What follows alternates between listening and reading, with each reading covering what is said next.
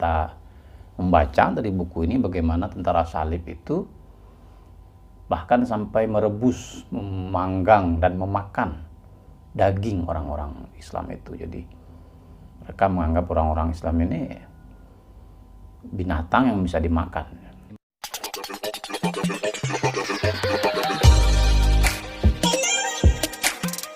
Assalamualaikum warahmatullahi wabarakatuh.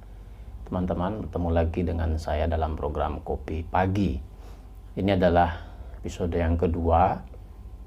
Kemarin dengan yang episode pertama jedanya cukup lama ya, karena qadarullah saya sakit hampir 2 minggu, dan sekarang juga masih WFH ya.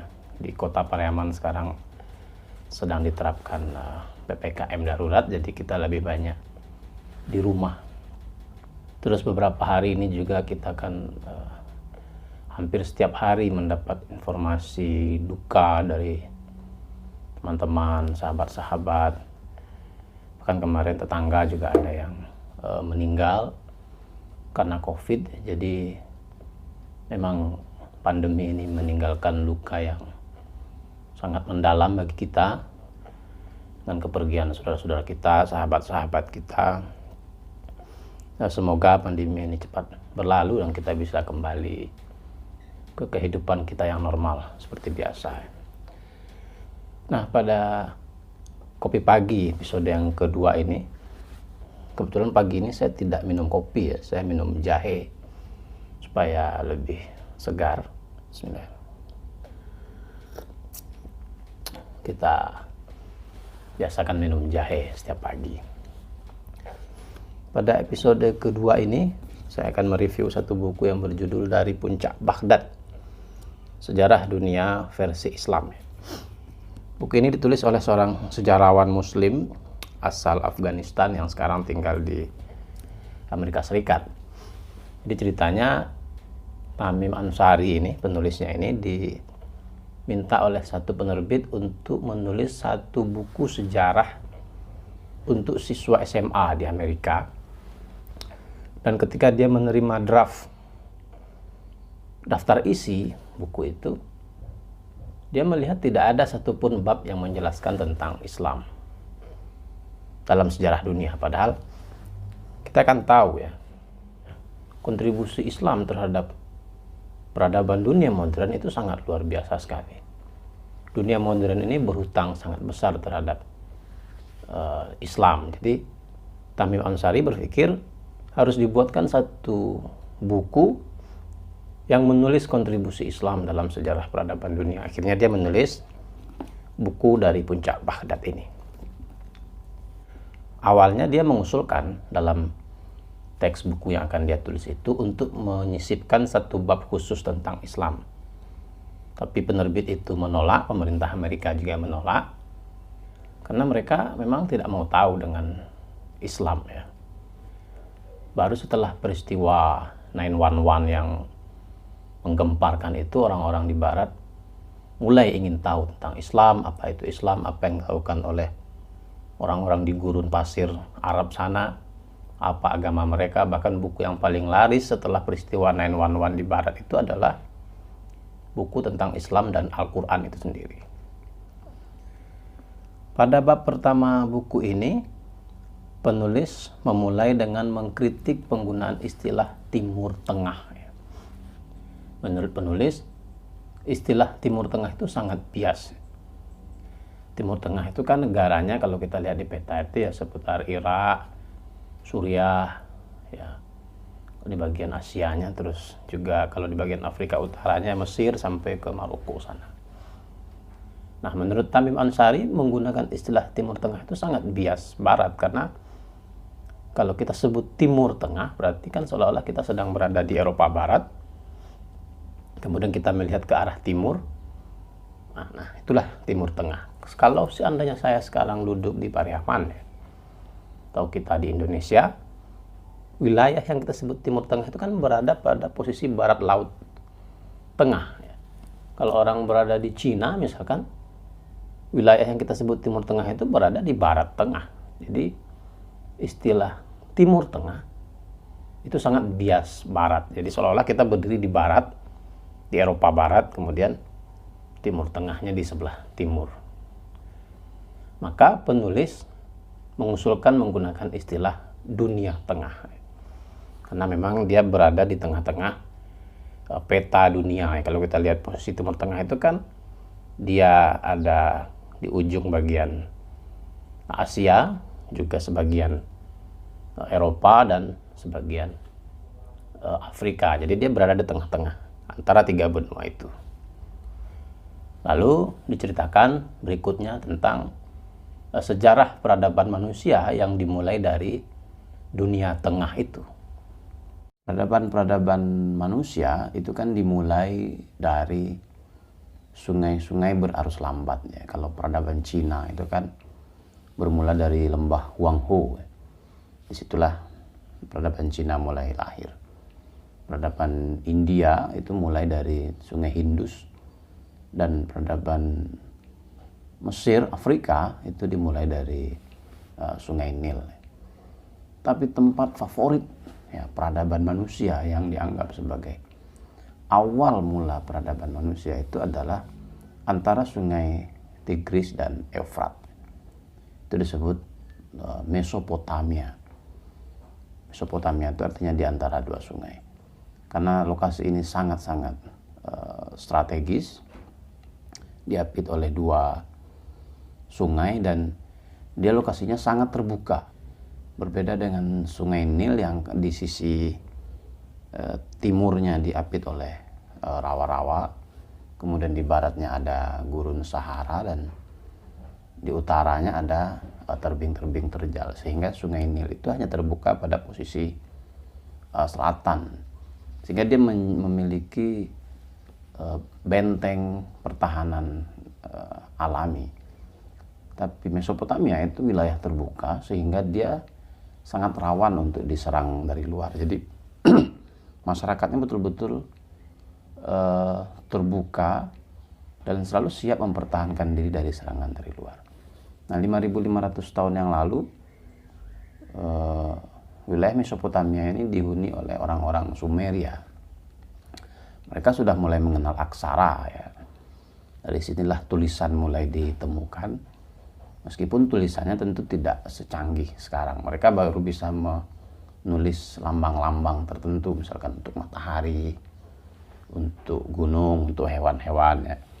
Tentu mereka belum bisa menulis surat cinta atau ya seperti membuat puisi, itu belum. Tapi aksara sudah mulai ditemukan. Lalu mereka diserang oleh orang-orang Akkadia. Kita kenal Sargon adalah pemimpin Akkad yang dalam sejarah dicatat sebagai penakluk pertama. Dan kemudian wilayah ini kemudian menjadi sangat sering ditaklukkan, dihancurkan, dibangun lagi, dihancurkan. Sekarang wilayah ini menempati kurang lebih Irak itu. Jadi Irak itulah awal peradaban dunia yang sejak dulu sampai sekarang kan masih dibangun terus dihancurkan. Sekarang juga dalam proses penghancuran Irak. Jadi ini adalah wilayah yang penuh dengan konflik, ketegangan.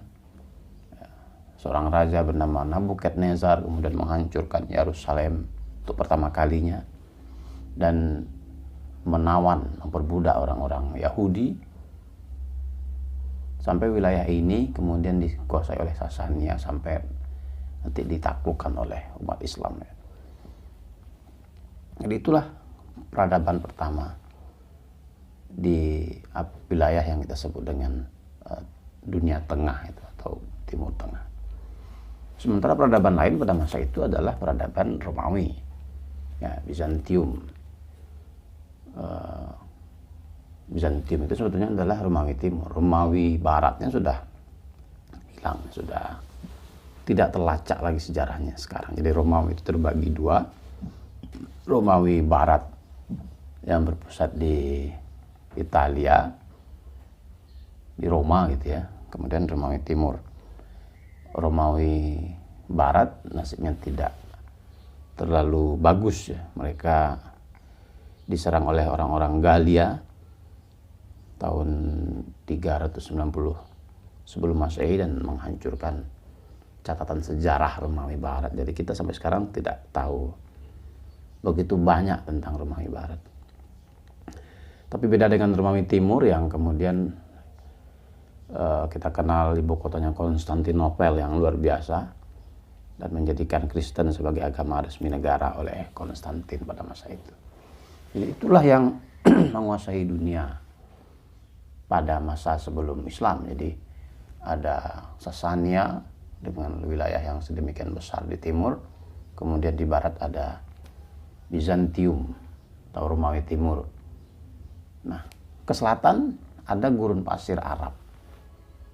Nampaknya orang-orang Bizantium maupun Sasania agak malas berurusan dengan suku-suku nomaden, suku-suku Badui yang mungkin lebih baik dihindari daripada diatur gitu. Jadi mereka membiarkan wilayah Arab ini, wilayah gurun ini tidak dikuasai. Sinilah mulai lahir Islam.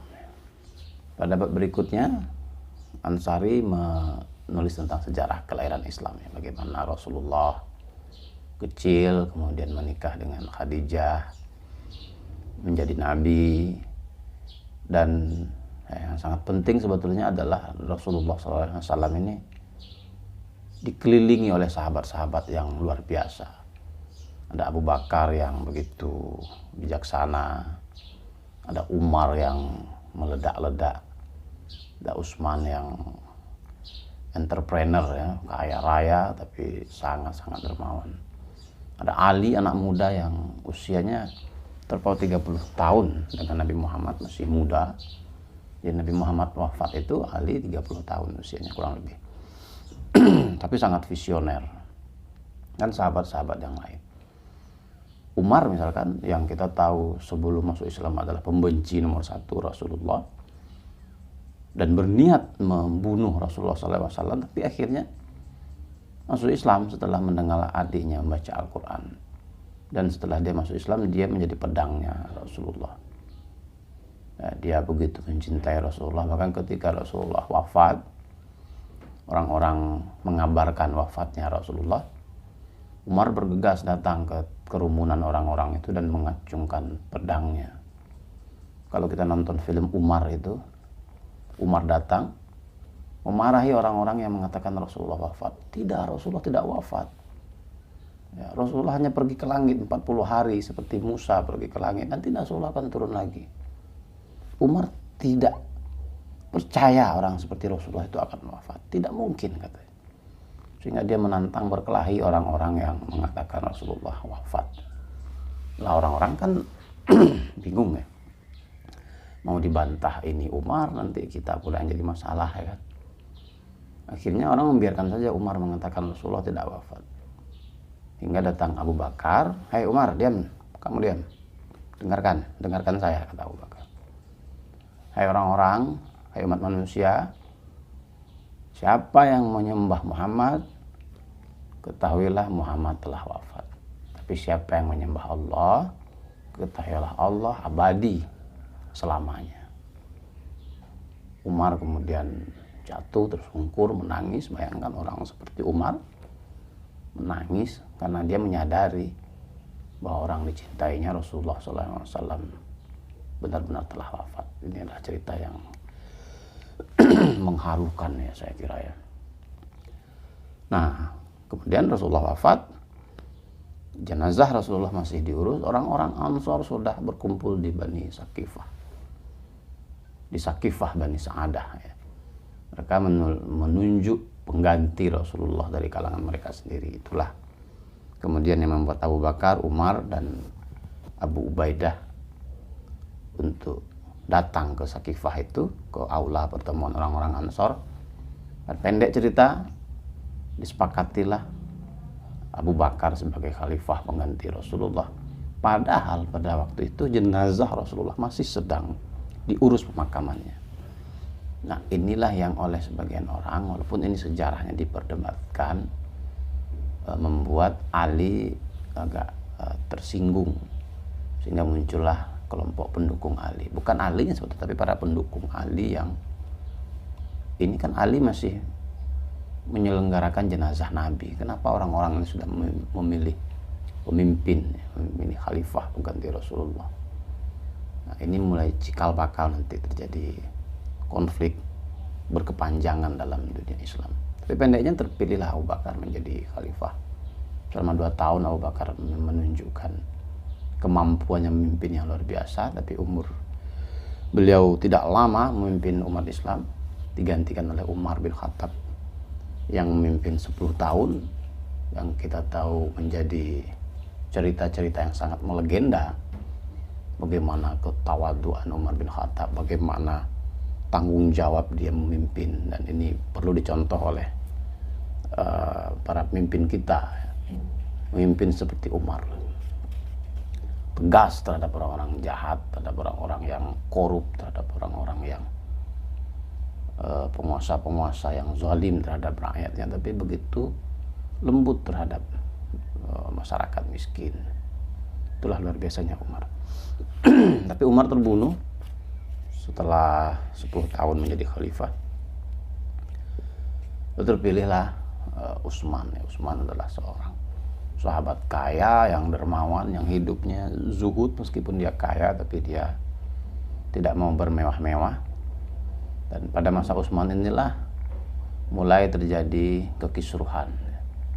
Orang-orang masa itu, terutama dari Mesir, datang ke ibu kota Madinah karena mereka merasa diperlakukan tidak adil oleh gubernur yang diangkat Utsman di Mesir, sehingga mereka demonstrasi, dan entah kenapa demonstrasi itu berujung ricuh dan Utsman wafat, terbunuh dalam rangkaian demonstrasi dari orang-orang Mesir. Ini menyedihkan memang, ya, seorang khalifah yang begitu mulia, begitu dermawan, begitu rendah hati, dan waktu itu sudah 80 tahun usia beliau, ya. Sehingga ketika terjadi kericuhan, demonstrasi besar-besaran di Madinah, orang-orang demonstran itu masuk ke dalam kediaman Utsman, dan entah bagaimana ceritanya kemudian Utsman wafat di situ. Lalu orang-orang menuju Ali, membaiat Ali menjadi khalifah. Ali sebetulnya sudah agak enggan karena ini sudah berlarut-larut, konfliknya berkepanjangan. Tapi karena Ali diberi amanah, tentu dia mengambil amanah itu. Tapi tidak banyak yang bisa dilakukan oleh Ali. Orang-orang menuntut Ali untuk mencari pembunuh Utsman dan menghukum pembunuh Utsman. Bagaimana mencari pembunuh Utsman? Utsman itu terbunuh dalam demonstrasi. Orang-orang banyak yang malah nggak jelas siapa yang membunuhnya. Kemudian orang-orang menuntut, bahkan Aisyah, istri Rasulullah, menuntut Ali untuk bertanggung jawab atas kematian Utsman. Kemudian hal yang menyedihkan terjadi.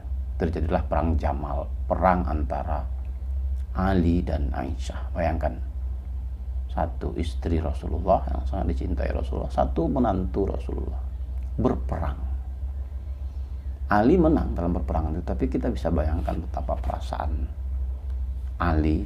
Mungkin ini kemenangan yang tidak pernah diinginkannya. Kemudian mereka berdua berdamai. Tapi kondisi sudah semakin tidak terkendali. Salah seorang gubernur yang diangkat oleh Khalifah Utsman, yaitu Muawiyah bin Abu Sufyan di Syam, menolak kepemimpinan Ali. Dia berkampanye di wilayahnya dan wilayah-wilayah lain. Ali harus terlebih dahulu mencari pembunuh Utsman, baru dia mengakui Ali sebagai khalifah. Dan itu tidak mudah. Akhirnya Ali memerangi orang-orang ini, Muawiyah, pada perang yang disebut dengan perang Siffin. Ali menangkan peperangannya. Ali ini ahli strategi perang, ya. Benteng Khaybar aja yang orang tak ada yang bisa tembus, Ali bisa tembus itu benteng Khaybar dalam perang Khaybar. Jadi Ali hampir memenangkan perang melawan Muawiyah. Tapi Muawiyah ini cerdik, dia menusukkan Al-Quran ke pedangnya, kemudian mengangkatnya sehingga minta berdamai. Ya, Ali tentu tidak punya alasan untuk menyerang terus, karena bagaimanapun mereka itu kan orang-orang muslim, tidak bisa diperangi kalau mereka sudah minta berdamai atas nama Al-Quran. Ali berdamai, melakukan tahkim atau perundingan.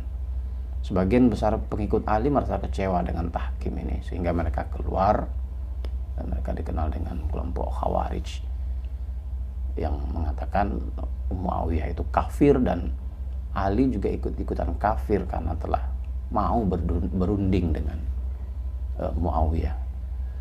Dan Ali akhirnya terbunuh oleh orang-orang Khawarij ini. Dengan terbunuhnya Ali, orang-orang kemudian membaiat Hasan, anak pertama Ali, tapi Hasan sepertinya sudah tidak mau terlibat konflik yang memang sudah berkepanjangan. Mungkin letih juga dia, sehingga dia menyerahkan kepemimpinan kepada Hasan menyerahkan kepemimpinan kepada Muawiyah, dan saat itu mulailah berdiri dinasti Umayyah, dan jalan cerita peradaban Islam menjadi berubah sepenuhnya. Bani Umayyah memimpin umat Islam selama kurang lebih 90 tahun. Tapi semasa kepemimpinan Bani Umayyah, memang harus diakui, Islam menjadi negara yang begitu adikuasa, bahkan sampai ke Andalusia, ke Spanyol ya. Umayyah itu sampai ke Spanyol. Tapi secara internal mereka sangat rawan konflik. Dalam 90 tahun kurang lebih kekuasaan Bani Umayyah, mereka dipimpin oleh 13 khalifah. Bahkan ada khalifah yang memimpin hanya beberapa hari saja memimpin, kemudian dibunuh oleh saudaranya. Konflik di internal umat Islam begitu luar biasa. Dan menurut Tamim Ansari ini ada beberapa kekeliruan yang dilakukan oleh kekhalifahan Bani Umayyah. Pertama, soal pembantaian Husain di Padang Karbala. Ini dilakukan di era Yazid bin Muawiyah, khalifah kedua Bani Umayyah. Dan kita tahu sejak kekhalifahan Bani Umayyah inilah kemudian kepemimpinan dalam khalifah Islam itu diturunkan dari ayah ke anak. Ini kan tidak pernah dicontohkan oleh baik zaman Nabi maupun para khalifah Rasyidin. Tidak pernah menunjuk anak menjadi khalifah, tapi Muawiyah kemudian membuat satu tradisi baru, menunjuk Yazid anaknya menjadi khalifah. Nah, pembantaian Husain ini memang terjadi di zaman Yazid. Sejarawan berbeda pendapat apakah Yazid yang memerintahkan pembantaian ini atau tidak. Tapi bagaimanapun Yazid sebagai khalifah tentu bertanggung jawab. Husain adalah cucu Rasulullah SAW. Waktu itu ingin menuju Kufah ya, bersama 75 orang. Itu pun banyak diantaranya perempuan, anak-anak, orang tua. Kemudian Yazid, pasukan Yazid itu 400 orang bersenjata lengkap. Sehingga terjadilah hal yang sangat memilukan bagi kita semua. Sebetulnya pembantaian ini tidak hanya memilukan bagi orang-orang Syiah, bagi kita umat Islam semua. Ini adalah sesuatu yang sangat menyedihkan, bagaimana cucu Rasulullah ya, dibunuh, kemudian kepalanya dipenggal, lalu dikirimlah kepalanya itu ke khalifah, walaupun kemudian dikembalikan dan dimakamkan bersama jasadnya. Ini satu kekeliruan yang membuat pengikut-pengikut Syiah itu menjadi sangat benci kepada Bani Umayyah selama berpuluh-puluh tahun. Kemudian yang kedua, menurut penulis ini, Bani Umayyah terlalu memaksakan Arabisasi terhadap wilayah taklukannya. Jadi selain mengembangkan Islam, ekspansi Islam, juga mengembangkan budaya Arab. Wilayah-wilayah seperti Afrika Utara, Mesir gitu ya, itu mudah diarabkan. Jadi selain diislamkan juga diarabkan oleh Bani Umayyah, karena mereka punya persinggungan sejarah dengan dengan Islam ya. Mereka kalau kita telusuri kan sampai ke Nabi Ibrahim, itu mereka punya persinggungan sejarah. Dan bahasa Ibrani dengan bahasa Arab itu kan sama-sama bahasa semantik ya. Jadi lebih mudah mengarabkan Afrika Utara, termasuk Syam, itu Irak, Suriah, itu relatif lebih mudah diarabkan. Tapi Umayyah juga ingin mengarabkan Persia, Iran sekarang. Nah, ini yang menjadi kesalahan Bani Umayyah, sehingga Persia tidak mau diarabkan. Dia memiliki budaya sendiri. Oke, dia menerima Islam sebagai agama, tapi dia tidak mau menerima budaya Arab. Ini mengingatkan kita pada kisah Majapahit ya. Ketika Patih Gajah Mada ingin menyatukan semua Nusantara, dia ingin menjawakan Sunda, sehingga Sunda tidak mau dijawakan. Lalu terjadilah perang yang menyesakkan hati orang-orang Sunda, yaitu perang Bubat, di mana raja dan anaknya Dyah Pitaloka itu terbunuh di perang Bubat, sehingga dalam waktu yang sangat lama orang-orang Sunda memiliki dendam terhadap orang-orang Jawa, terutama Majapahit ya. Itu juga terjadi di Bani Umayyah, sehingga orang-orang Syiah yang merasa benci sekali kepada Bani Umayyah datang ke Persia. Orang Persia juga benci kepada Bani Umayyah karena Umayyah sangat memaksakan Arab sebagai budaya di Persia, dan itu kemudian mengental para musuh-musuh Bani Umayyah itu berkumpul di Persia. Itulah kemudian yang menghancurkan kekhalifahan Bani Umayyah.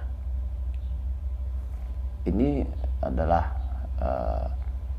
cerita yang memilukan juga sebetulnya, karena ketika dinasti Abbasiyah berdiri, dipimpin oleh seorang bernama Abbas yang mengakui memiliki silsilah langsung kepada Abbas, paman Rasulullah SAW. Dia kemudian mengundang semua petinggi-petinggi Bani Umayyah, mengajaknya makan malam, kemudian dikunci pintu dan membantai semua petinggi dinasti Umayyah. Jadi dinasti Abbasiyah itu berdiri ya, kemudian membunuh semua keluarga-keluarga dinasti Umayyah. Kemudian dia digelari Abbas As-Saffah, Saffah itu pembantai. Itulah asal berdirinya Abbasiyah. Memang ada satu orang petinggi Bani Umayyah yang malam itu tidak hadir dalam pertemuan itu, namanya Abdurrahman, yang kemudian lari ke barat sana, ke arah ke Maroko, menyeberang kemudian sampai di Andalusia, dan kemudian melanjutkan mendirikan Bani Umayyah di Andalusia. Kita kenal dengan Abdurrahman Ad-Dakhil ya, di Andalusia. Maka berdirilah dinasti Abbasiyah. Tapi orang-orang Syiah juga kemudian kecewa karena mereka tidak mendapatkan tempat yang diinginkan dalam dinasti Abbasiyah ini, dalam kekhalifahan Abbasiyah ini, sehingga mereka kemudian kecewa dan mendirikan satu dinasti sendiri di Mesir yang disebut dengan dinasti Fatimiyah.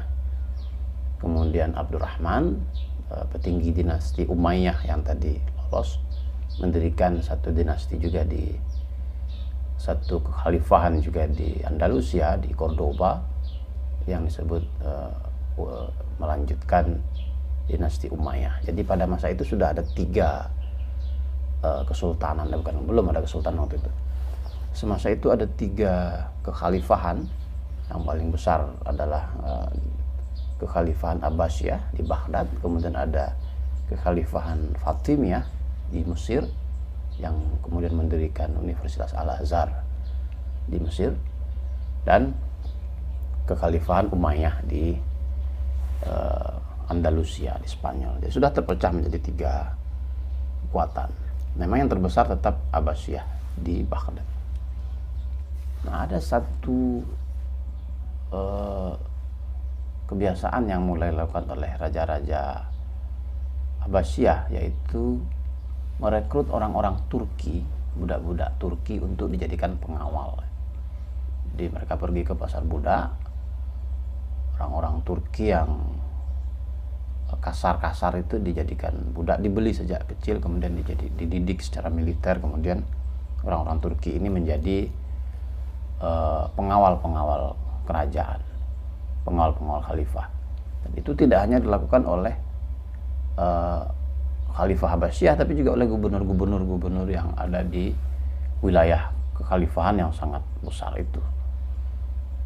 Nah, sehingga makin banyak orang-orang Turki masuk ke dunia Islam. Jadi kekhalifahan Abbasiyah yang sedemikian besar itu ternyata tidak bisa mengurusi semua wilayah yang sedemikian besar dari satu tempat, sehingga di ujung-ujung kekaisaran itu ada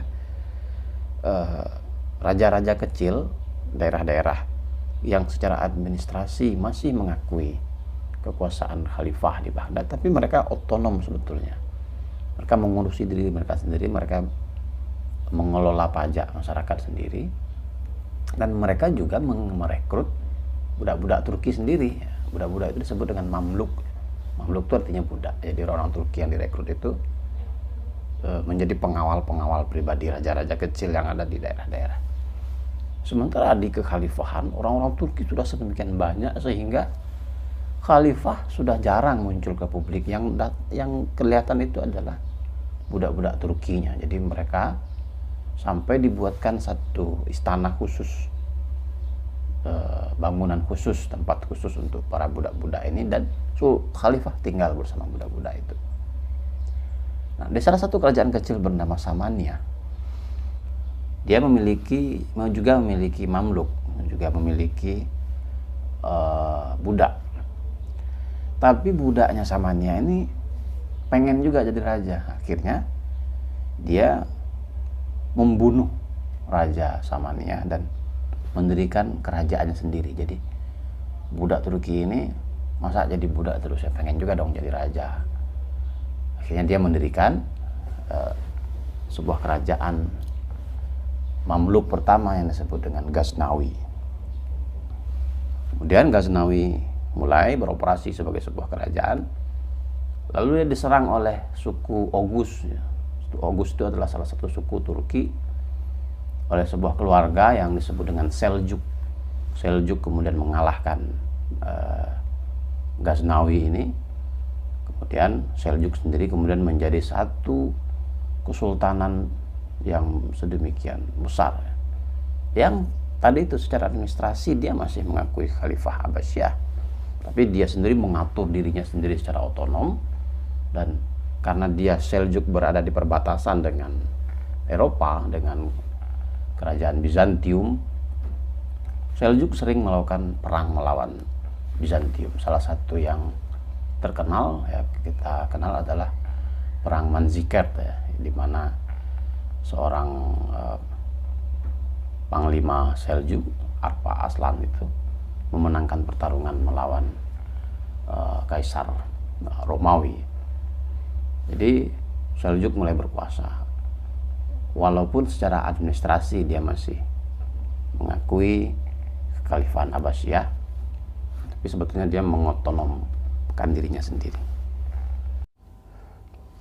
Lalu dalam ekspansi Islam yang panjang dan luar biasa itu, penulis buku ini juga menceritakan proyek intelektual yang dilakukan oleh umat Islam. Jadi perkenalan umat Islam dengan filsafat Yunani itu dimulai ketika mereka menaklukkan Persia, mereka menaklukkan India. Di situ mereka menemukan teori-teori filsafat, matematik, baik dari Hindia, Cina maupun dari Persia dan Yunani tentu saja, dan mereka kemudian mengelaborasi pemikiran-pemikiran itu dan mencocokkannya dengan Islam, sehingga lahirlah filosof-filosof Muslim besar dan saintis-saintis seperti Al-Kindi, Al-Khawarizmi, Ibnu Sina, dan banyak tokoh-tokoh yang disebut dalam buku ini, yang membuktikan betapa besarnya kontribusi para pemikir Islam ini terhadap sains modern.